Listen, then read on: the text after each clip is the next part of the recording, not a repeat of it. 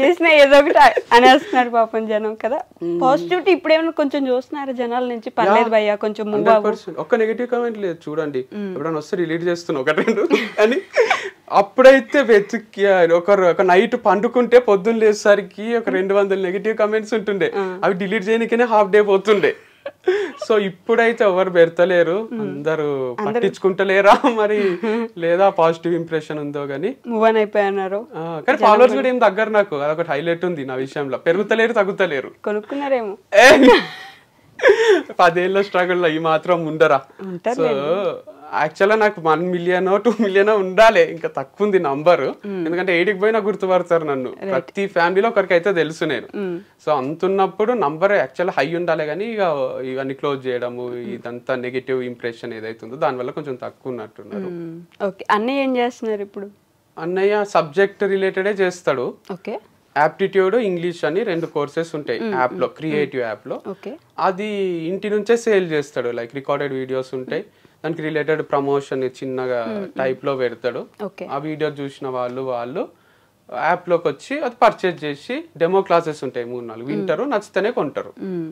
Okay, అమ్మ నాన్న support చేస్తున్నారా? ఏం కాదురా, జరుగుతూనే ఉంటాయి, లైఫ్ మూవ్ అవుతూనే ఉండాలి ఇలా అంటారా, లేకపోతే ఏదో ఒకటి చేయండి రా నాయన అంటారా? ఈజీ గోయింగే ఉంటారు అమ్మ నాన్న, అందుకే ఇంకా వాళ్ళతోనే బతకగలుగుతున్నా. లేకపోతే నువ్వు ఏందిరా ఇన్ని కాంట్రవర్సీలు, పంచాయతీ ఏంది అని భయం అవుతుంది వాళ్ళకి. ఇప్పుడు బ్రాండ్ అంబాసిడర్స్ కూడా అమ్మాయిలు చేంజ్ అవుతుంటే ఏ ఫాదర్ మదర్ కైనా గుండెదడ పెరుగుతుంది కదా. నేను వచ్చి ఇప్పటి వరకు ఒక లెక్క, ఇప్పటి నుంచి ఒక లెక్క అని చెప్తుంటా. ఓకే, ప్రతి ఒక్క అమ్మాయిని తీసుకొచ్చినప్పుడల్లా ఇప్పటిదాకా అది సరే, అమ్మాయిలకు వాళ్ళకు అందరికి ఎట్లా అనిపిస్తుంది, కానీ అమ్మ నాన్నకైతే డైరెక్ట్ బ్లడ్ రిలేషన్ కదా, ఇక్కడ ఇంకొకటి ఏదో చేసినట్టే ఉన్నాడు అని భయం అయితే ఉంటది వాళ్ళకు.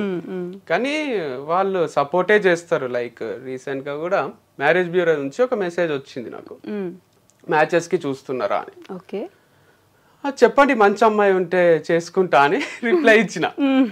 అది మా అమ్మకు, అక్కకు, డాడీకి కూడా చెప్పిన. వాళ్ళు ప్రొఫైల్ షేర్ చేస్తుంటే నేను అది గ్రూప్ లో షేర్ చేస్తున్నా, మా ఫ్యామిలీ గ్రూప్ లో.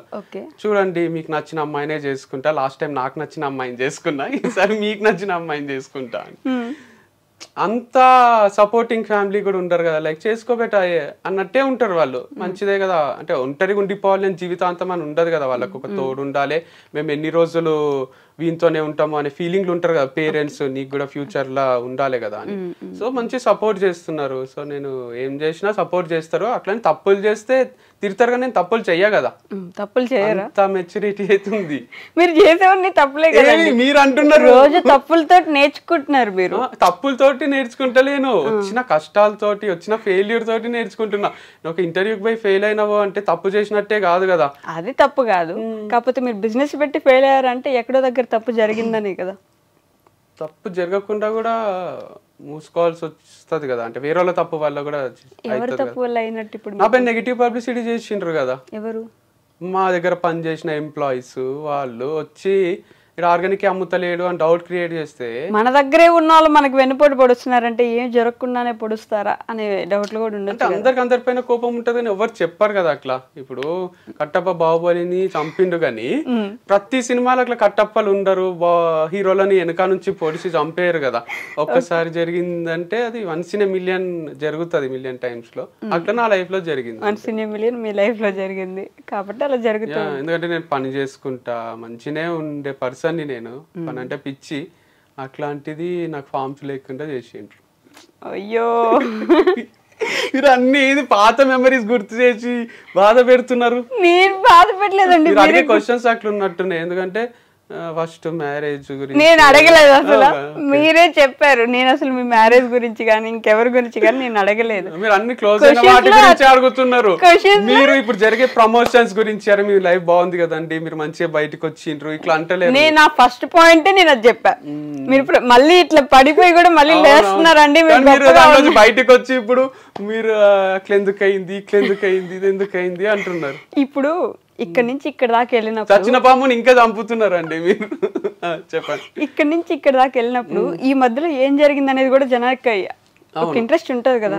ఏం జరిగితే మళ్ళీ ఇక్కడ నుంచి ఇక్కడికి వెళ్ళగలిగారు, ఇక్కడ నుంచి ఇక్కడ దాకా వచ్చారు, ఆ ఇంట్రెస్ట్ ఎలా జరిగింది అనేది మాత్రం తెలుసుకోవాలి. నేను చెప్తా. యాక్చువల్గా డిప్రెషన్ అనేది అందరికీ వస్తుంది, మనం ఏం చేస్తామంటే అది మనల్ని కంట్రోల్లోకి తీసుకునే దగ్గరికి తీసుకొస్తాం.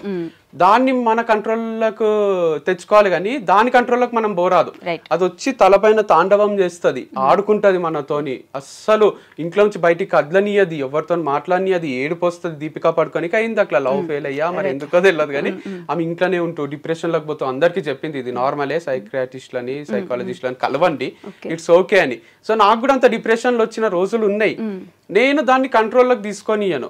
అంటే అది వచ్చి నాకు తెలుసు అది డాన్స్ చేస్తుంది అని, మనతోనే ఉంటది దయ్యం లాగా. ఒక ఫోటోను ఒక మూవీ ఉంది, దాంట్లో భుజం పైన దయ్యం కూర్చుంటది, వానికి హెవీగా ఉంటది. మనకు కూడా అట్లా వచ్చి డిప్రెషన్ కూర్చోనికే ట్రై చేస్తుంటది కానీ దయ్యం లాగా. మనం దానికి ఆ ఛాన్స్ ఇయ్యరాదు. మంచిగా ఫ్రెండ్స్ తో తిరగడము, ఫ్యామిలీతో టైం స్పెండ్ చేయడము, మ్యూజిక్ వినడము, బుక్స్ చదవడము, క్రికెట్ ఆడడము, చూడడము, ఇట్లాంటి వాటికి మనం అడిక్ట్ అయినాం అనుకోండి, గుడ్ హ్యాబిట్స్ ఉంటాయి, అప్పుడు దాంట్లోంచి బయటికి రావచ్చు. నిన్న వచ్చింది లో ఫీలింగ్ నాకు, మీ ఇంటర్వ్యూ ఈ రోజు కదా, నిన్న ఈవినింగ్ వచ్చింది. నేనేం చేసిన, మ్యాడ్ స్క్వేర్ చూడలే, థియేటర్ లో పెట్టుకొని కూర్చున్నా. ఇంత హైలైట్ కూడా తీస్తారా ఆ మూవీ అనిపించింది. మ్యాడ్ నచ్చింది నాకు, మ్యాడ్ స్క్వేర్ నచ్చింది. అంటే ఆ హ్యూమర్, ఆ లైట్ నోట్ లో తీస్తున్నారు చూడండి మూవీస్, ఇట్స్ గ్రేట్ టాలెంట్ అనిపిస్తుంది. ఆస్కార్ ఇవ్వచ్చు వాళ్ళకు. మనం ఎట్లాంటి వాటికి ఇస్తామంటే యానిమేటెడ్ మూవీస్ కో ఇంకోటో అట్లా ఆలోచిస్తాం కానీ ఇది కూడా చాలా కష్టం ఇట్లా తీయడం. హ్యూమర్ అలా మెయింటైన్ చేయడం కూడా కష్టం. అంత పాజిటివ్ అడిక్షన్స్ ఉన్నప్పుడు మూవీస్ అని క్రికెట్ అని ఎందుకు బాధపడాలి మనం? ఓకే, మొత్తానికి వంశీ గారు మళ్ళీ పెళ్లి చేసుకుంటున్నా అని చెప్పారు ఇప్పుడు ఇంటర్వ్యూలో. చెప్పారు కదా, చేసుకుంటున్నా అని కాదు, చేసుకోవడంలో తప్పేముంది అని. తప్పులేదు, ఫస్ట్ థింగ్ తప్పులేదు, మీరు చేసుకుంటున్నారని చెప్పారా అని అడుగుతున్నాను. అంతే, చేసుకోకపోతే అయితే అవుతుంది, చేసుకుంటారు. మంచి అమ్మాయి ఉంటే చేసుకుంటారు. వాళ్ళే మెసేజ్ చేస్తున్నారు మరి ఇంట్రెస్టెడా అని. నేనేం చెప్పాలి? ఇంటికి లక్ష్మీదేవి వస్తున్నప్పుడు నువ్వు చెప్పలేం కదా. అంతే. మరి మీ అన్నయ్య పరిస్థితి ఏంటి? మా అన్నకి ఇంకా టైం పడుతుంది. లైక్ ఈస్ థింకింగ్, ఇంకా thinking, he will take time. He has his own ideology. నేను ఇంటర్ఫియర్ గాను. మీ ఇద్దరికి సెపరేట్ ఐడియాలజీ ఉంటది కదా? సేమ్ అసలు ఉంటది అనిపిస్తది. కొన్ని సేమ్ ఉంటాయి, కొన్ని సెపరేట్ ఉంటాయి. లైక్ బ్లడ్ రిలేషన్ కాబట్టి కొన్ని సేమ్ ఉంటాయి, అండ్ వేరే పరిస్థితుల్లో పెరిగినాం కాబట్టి కొన్ని డిఫరెంట్ కూడా ఉంటాయి. ఓకే, వదిలేసిపోయినారు కదా మీరు, అంటే సపరేట్ గా ఉన్నప్పుడు ఐడియాలజీలో కూడా మా అన్నకి యాప్టిట్యూడ్ అనే సబ్జెక్ట్ నరాల్లో ఉంది, నాకు లేదు. నేను ఆయన త్రూనే నేర్చుకొని చెప్పిన సబ్జెక్ట్ కాబట్టి నాకు మనసు రాదు. కానీ నాకు ఈ స్టోరీ టెల్లింగ్ ఇవన్నీ చిన్నప్పటి నుంచి ఇష్టం. స్టేజ్ ఎక్కడం, మాట్లాడడము, అంత గుర్తింపు అని ఇదని అదని ఇష్టం కాబట్టి దీంట్లో మనసు వస్తుంది నాకు స్టోరీ చెప్పడంలో. సో అది చేసిన.